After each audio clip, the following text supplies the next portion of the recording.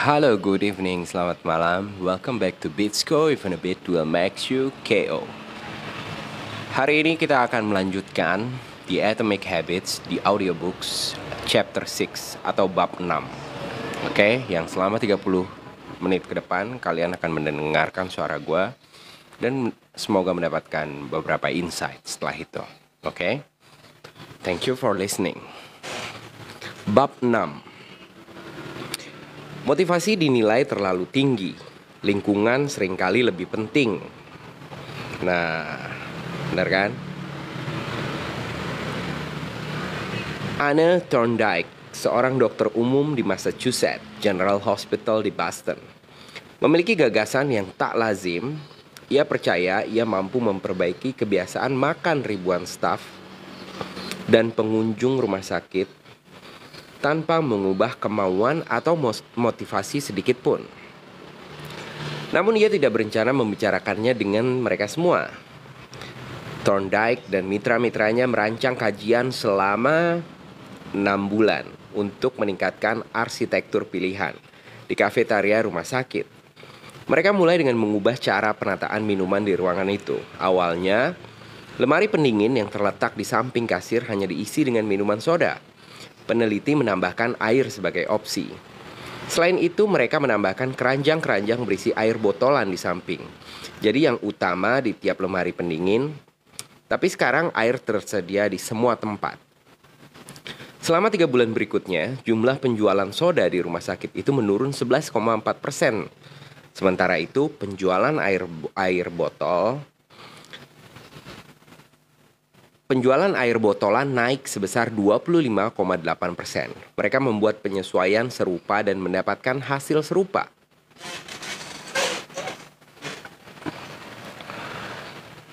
Dengan makanan di kafetaria, tak seorang pun mengatakan sesuatu kepada orang-orang yang makan di sana. Gambar 8 berikut penampilan kafetaria sebelum kiri dan setelah kanan. Rancangan di dalamnya diubah kotak-kotak yang digelapkan, menunjukkan daerah tempat air botolan selalu tersedia. Karena jumlah air di lingkungan itu ditambah, perilaku bergeser secara alami dan tanpa motivasi tambahan. Oke. Orang seringkali memilih produk bukan karena apa produk itu, tapi karena di mana produk itu. Kalau masuk ke dapur dan melihat sepiring kue di meja, saya akan mengambil beberapa dan mulai memakannya. Bahkan seandainya saya tidak pernah merencanakannya dan tidak sedang lapar. Kalau meja sajian di kantor selalu penuh cemilan, sulit untuk tidak mengambil dan memakannya.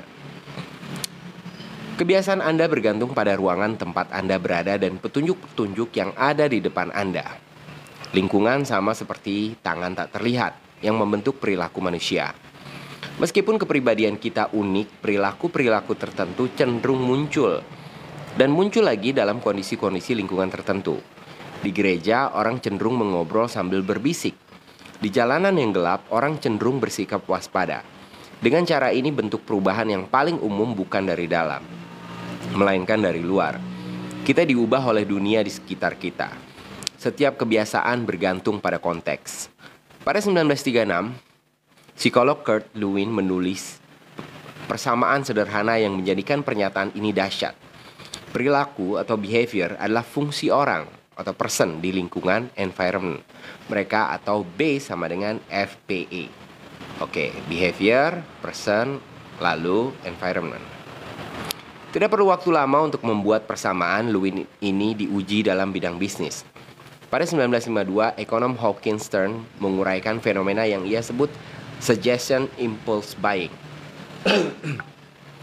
Yang terpicu ketika seorang pembelanja melihat sebuah produk untuk pertama kali dan merasa memerlukannya.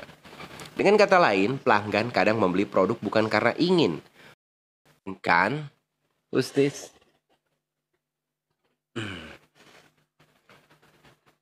Melainkan karena produk itu disajikan di depan mereka. Sebagai contoh, barang-barang yang ditaruh serta cenderung lebih banyak dibeli daripada barang-barang yang dipajang dekat lantai. Karena alasan ini, Anda akan melihat produk-produk dengan merek terkenal dan mahal diletakkan di lokasi-lokasi yang mudah dijangkau di rak pajangan. Karena produk-produk itulah yang mengundang laba paling besar. Sedangkan alternatifnya yang lebih murah sengaja ditaruh di bagian-bagian yang lebih sulit dijangkau. Hal sama berlaku untuk end cap, yaitu rak pajangan di ujung-ujung lorong. Bagian ini setara dengan mesin pencetak uang. Ah, wait a minute. Hold on for a second. Oke.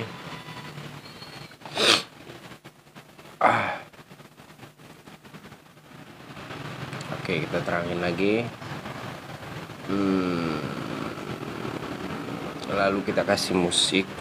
Nah, oke. Dengan mesin rak pada bagian ini setara dengan mesin pencetak uang bagi pemilik toko karena lokasinya nyata dan dilewati banyak orang. Sebagai contoh, 45% penjualan Coca-Cola khususnya berasal dari produk-produk yang dipajang di ujung lorong ini. Makin nyata satu produk atau layanan, makin besar kemungkinan Anda mencobanya. Orang minum Bud Light karena tersedia di setiap bar dan orang pergi ke Starbucks karena gerai ini ada di setiap sudut jalan. Kita cenderung berpikir kita mampu mengendalikan diri. Kalau kita lebih memilih air daripada soda, kita mengandaikan itu karena kita menginginkannya. Namun, sesungguhnya banyak aksi yang kita lakukan tiap hari dibentuk bukan oleh dorongan dan pilihan sadar, melainkan oleh pilihan yang paling terlihat. Setiap makhluk mempunyai metodenya sendiri untuk merasakan dan memahami dunia. Elang memiliki penglihatan jarak jauh yang luar biasa. Ular mampu mengendus dengan mencicipi udara. Lewat lidah mereka yang sangat peka, hiu mampu mendeteksi listrik dan getaran kecil dalam air yang disebabkan oleh ikan terdekat. Bahkan, bakteri mempunyai reseptor sel-sel sensoris sangat kecil yang memungkinkan mereka mendeteksi bahan kimia beracun di lingkungan mereka. Pada manusia,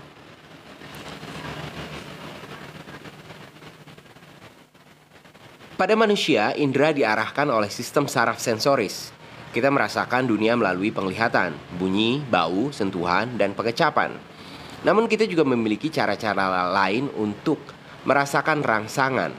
Ada yang secara sadar, tapi banyak yang di luar kesadaran. Thank you.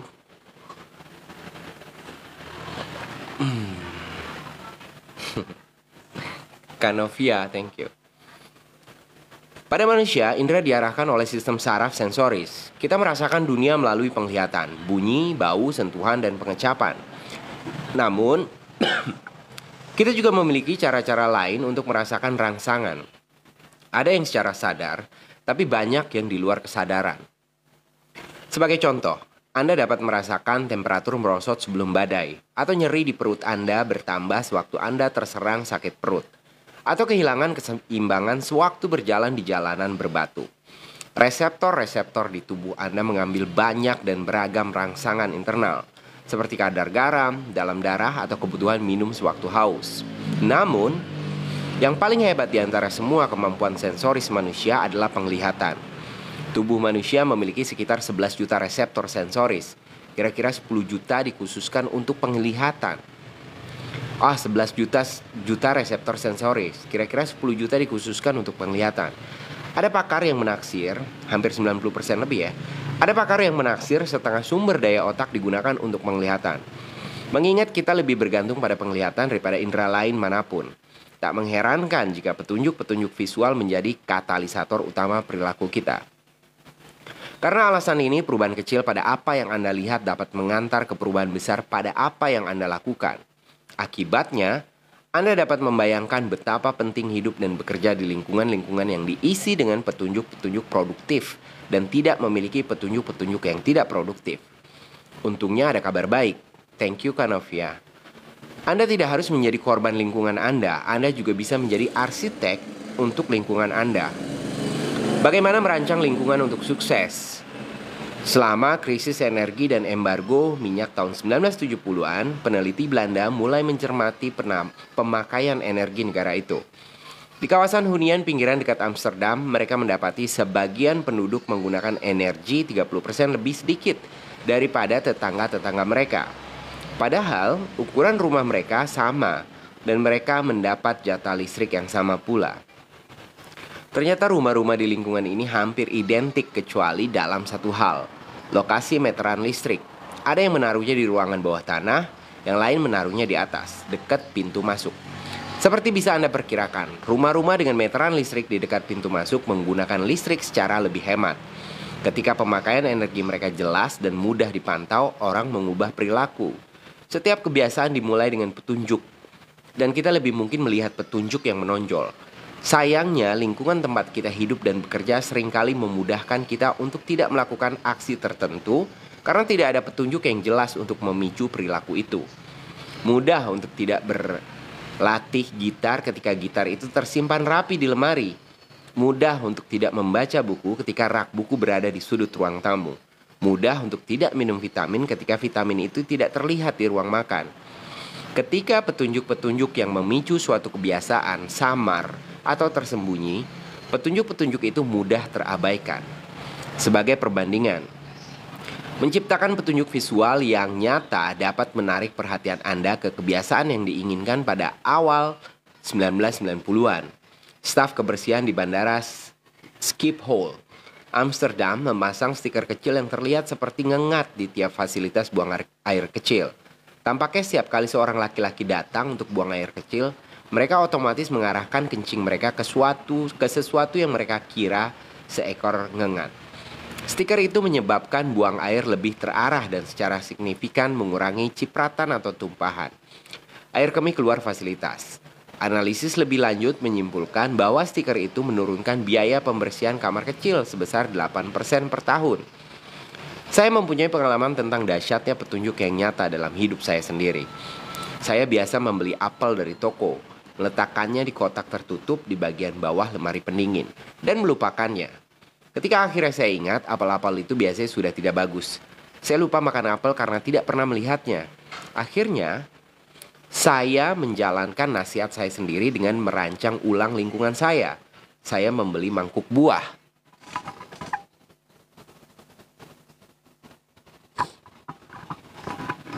Lanjut. Saya membeli mangkuk buah besar dan menempatkannya di tengah meja makan. Setiap kali membeli apel, saya langsung meletakkannya di situ, di tempat terbuka yang hampir selalu terlihat oleh saya, hampir seperti ajaib. Saya mulai makan beberapa butir apel tiap hari, semata karena buah itu terlihat tidak tersembunyi. Berikut beberapa cara untuk merancang ulang lingkungan Anda dan menjadikan petunjuk-petunjuk untuk kebiasaan-kebiasaan yang lebih Anda sukai lebih nyata. Jika Anda ingin tidak lupa minum obat tiap malam, taruhlah botol obat Anda tepat di tempat Anda biasa minum obat. Jika Anda ingin berlatih gitar lebih sering, taruhlah gitar Anda di tengah ruang santai. Jika Anda ingin tidak lupa mengirimkan ucapan terima kasih, taruhlah alat tulis di meja kerja.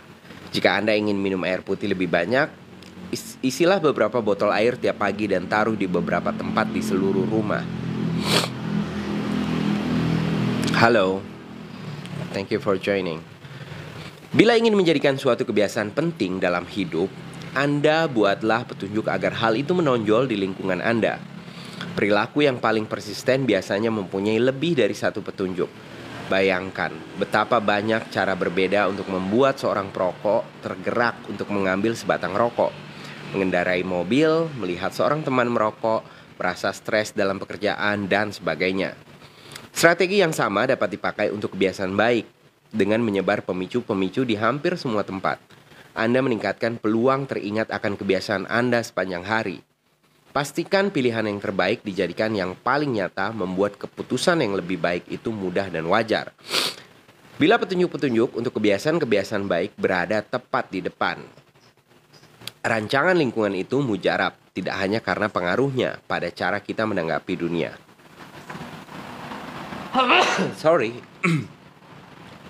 Tapi juga karena kita jarang melakukannya. Kebanyakan orang hidup di dunia yang diciptakan orang lain, namun Anda dapat mengubah ruang tempat Anda tinggal dan bekerja untuk meningkatkan paparan Anda pada petunjuk-petunjuk positif, serta mengurangi paparan Anda pada petunjuk-petunjuk negatif. Rancangan lingkungan memungkinkan Anda mengambil kembali kendali dan menjadi arsitek dalam hidup Anda. Jadilah perancang dunia Anda, tidak hanya sebagai pemakai. Konteks adalah petunjuk. Petunjuk yang memicu kebiasaan yang dapat dimulai dengan sangat spesifik, tapi sejalan dengan waktu kebiasaan. Anda menjadi terhubung.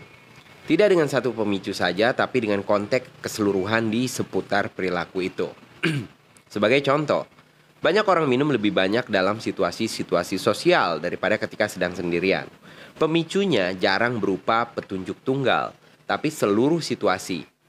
Melihat teman-teman Anda minum, mendengarkan musik di bar, melihat bir di botolnya, kita secara mental memasangkan kebiasaan-kebiasaan kita dengan lokasi-lokasi tempat kebiasaan itu berlangsung di rumah, di kantor, di sasana kebugaran. Tiap lokasi membangun hubungan dengan kebiasaan-kebiasaan dan rutinitas-rutinitas tertentu. Anda membangun hubungan khusus dengan benda-benda di meja. Barang-barang di meja dapat Anda, barang-barang di meja dapur Anda, barang-barang di kamar tidur Anda. Perilaku kita bukan ditentukan oleh benda-benda di lingkungan, melainkan oleh hubungan kita dengan semua itu. Dalam kenyataan, ada baiknya berpikir tentang pengaruh lingkungan pada perilaku Anda. Berhenti berpikir tentang lingkungan yang terisi benda. Mulailah berpikir tentang lingkungan yang terisi dengan hubungan.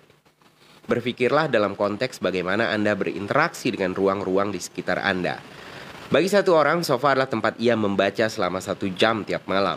Bagi orang lain, sofa adalah tempat ia menonton televisi dan makan semangkuk es krim sepulang kerja. Orang berbeda dapat memiliki kenangan berbeda. Dan karena itu, kebiasaan berbeda yang dihubungkan dengan tempat sama. Apa kabar baiknya? Anda dapat melatih diri untuk menghubungkan kebiasaan. Thank you. Menghubungkan kebiasaan tertentu dengan konteks tertentu pula. Dalam suatu studi, ilmuwan memberi perintah kepada penderita sulit tidur untuk berangkat tidur hanya ketika mereka sudah letih. Jika tak kunjung terlelap, mereka diminta duduk di ruangan berbeda sampai mengantuk. Sejalan dengan waktu, subjek-subjek penelitian mulai menghubungkan konteks tempat tidur mereka dengan aksi tidur. Jadi, mereka lebih mudah terlelap ketika naik ke tempat tidur. Otak mereka menjadi tahu bahwa tidur bukan menjelajah internet dengan ponsel, bukan menonton televisi, bukan memandangi jam dinding, adalah aksi satu-satunya yang berlangsung di ruangan itu. Kekuatan konteks juga memperlihatkan strategi yang penting. Kebiasaan dapat lebih mudah diubah di lingkungan baru. Konteks memudahkan Anda lepas dari pemicu-pemicu dan petunjuk-petunjuk tidak jelas yang mendorong Anda menjalani kebiasaan-kebiasaan saat ini. Pergilah ke tempat baru, gerai kopi berbeda, duduk di bangku taman, sudut ruangan yang jarang Anda pakai, dan ciptakan rutinitas baru di sana. Lebih mudah menghubungkan kebiasaan baru dengan konteks baru daripada membangun kebiasaan baru di hadapan petunjuk-petunjuk yang saling bersaing. Sulit pergi tidur lebih awal jika Anda menonton televisi di kamar tidur tiap malam. Sulit belajar di ruang tengah tanpa teralihkan jika di situ pula Anda selalu bermain video game. Namun, jika melangkah keluar dari lingkungan normal Anda meninggalkan bias-bias perilaku yang ada di belakangnya. Anda tidak bergumul melawan petunjuk-petunjuk lingkungan lama yang memungkinkan kebiasaan-kebiasaan baru terbentuk tanpa interupsi. Ingin berpikir lebih kreatif? Pindah ke kamar yang lebih besar, ke beranda di puncak bangunan, atau ke gedung dengan arsitektur yang ekspansif. Berhenti dulu bekerja di ruangan yang biasa, yang juga terhubung dengan pola pikir Anda saat ini. Mencoba makan lebih sehat. Sangat mungkin Anda bertindak secara autopilot ketika berbelanja di toko swalayan yang biasa. Cobalah pindah ke swalayan yang lain. Lebih mudah bagi Anda untuk menghindari makanan tidak sehat ketika otak Anda tidak secara otomatis tahu di mana letaknya di toko yang baru. Kalau sulit mendapatkan lingkungan yang sepenuhnya baru, coba definisikan kembali atau atur ulang lingkungan yang sudah ada. Ciptakan ruangan terpisah untuk bekerja, belajar, berolahraga, menonton, dan memasak. Mantra yang ternyata berguna bagi saya adalah satu ruangan, satu kegunaan. Ketika memulai karir sebagai pengusaha, saya sering bekerja dari sofa atau meja dapur. Ketika malam tiba, ternyata sulit bagi saya untuk berhenti bekerja. Tidak ada batasan yang jelas antara akhir waktu kerja dan awal waktu untuk pribadi. Apa fungsi meja dapur saya? Kantor atau tempat makan? Apa fungsi sofa saya? Untuk bersantai atau untuk berkirim email? Semua terjadi di tempat yang sama. Beberapa tahun kemudian, akhirnya saya mampu pindah. Damn!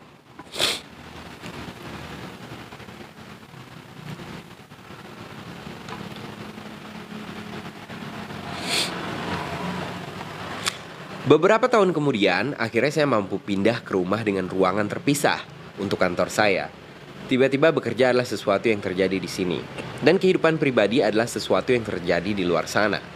Lebih mudah bagi saya untuk mematikan dulu sisi profesional pada otak saya ketika ada batasan yang jelas antara kehidupan kerja dan kehidupan rumah tangga.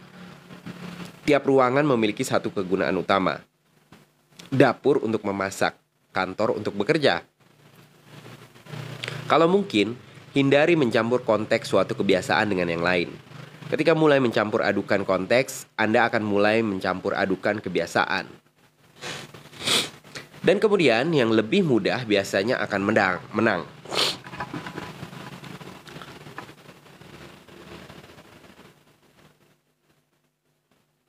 Ini satu alasan keserbabisaan teknologi modern memiliki kekuatan dan kelemahan. Anda bisa menggunakan ponsel untuk bermacam-macam keperluan yang menjadikannya alat yang dahsyat. Akan tetapi, ketika Anda dapat menggunakan telepon untuk mengerjakan hampir semuanya, sulit menghubungkan alat itu dengan hanya satu tugas. Anda ingin produktif, tapi terlalu mudah bagi Anda untuk membuka-buka media sosial, seperti memeriksa email dan memainkan game setiap kali Anda membuka ponsel. Petunjuk yang diberikan kacau balau. Anda mungkin berpikir, Anda tidak mengerti. Saya tinggal di New York City. Apartemen saya seukuran ponsel pintar. Saya memerlukan tiap ruangan untuk memainkan bermacam-macam peran. Saya paham. Jika ruangan Anda terbatas, bagilah ruangan itu menjadi beberapa kawasan kegiatan. Kursi untuk membaca, meja tulis untuk menulis, meja untuk makan. Anda bisa melakukan hal yang sama dengan ruang digital Anda. Saya kenal seseorang penulis yang menggunakan komputer hanya untuk menulis, tablet hanya untuk membaca, dan ponsel hanya untuk media sosial dan pesan teks. Setiap kebiasaan harus mendapatkan satu rumah. Jika Anda mampu mempertahankan strategi ini, tiap konteks akan terhubung dengan satu kebiasaan dan pola pikir. Kebiasaan berkembang dalam situasi-situasi tak terduga seperti ini. Fokus datang secara otomatis ketika Anda sedang duduk di meja kerja. Relaksasi menjadi lebih mudah ketika Anda berada di ruangan yang dirancang untuk tujuan itu. Anda lebih cepat terlelap ketika itu satu-satunya yang terjadi di kamar tidur. Jika menginginkan perilaku yang stabil dan dapat diduga, Anda memerlukan lingkungan yang stabil dan dapat diduga. Lingkungan stabil, tempat segala sesuatu memiliki satu tempat dan tujuan, adalah lingkungan tempat kebiasaan dapat terbentuk dengan mudah. Oke, ringkasan bab 6 kali ini.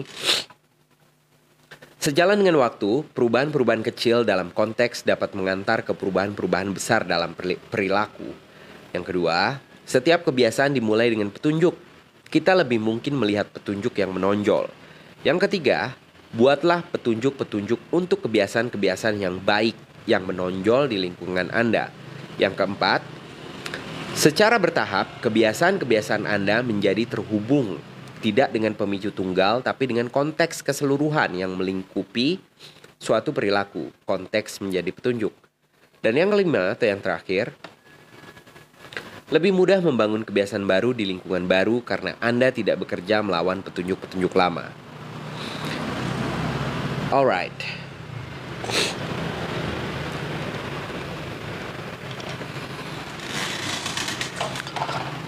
Terima kasih semuanya, khususnya buat Kak Novia yang udah bantu tap-tap layarnya. Itulah bab 6 dari The Atomic Habits yang akan gue upload di YouTube dan TikTok ini kalau emang gak kepanjangan. So, buat kalian yang kelewatan nanti bisa didengerin ulang. Semoga ada manfaatnya. Thank you for watching, thank you for tapping. Agam Black signing out.